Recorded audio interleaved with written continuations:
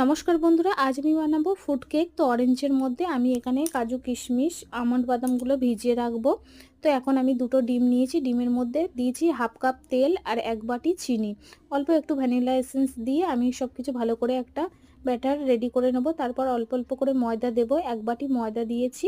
এখন আমি 3 চামচ গুঁড়ো দুধ দিয়ে সব কিছু ভালো করে মেখে নেব, ঠিক এরকম ঘনত্বটা রাখবো।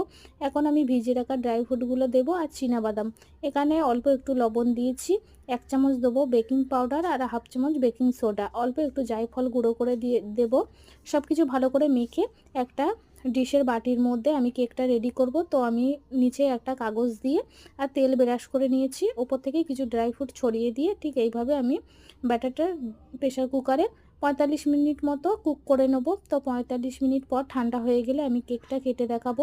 তো দেখো কতটা সুন্দর হয়েছে ফুড কেকটা। ভালো লাগলে লাইক, কমেন্ট, শেয়ার ও সাবস্ক্রাইব করে আমার পাশে থাকবে।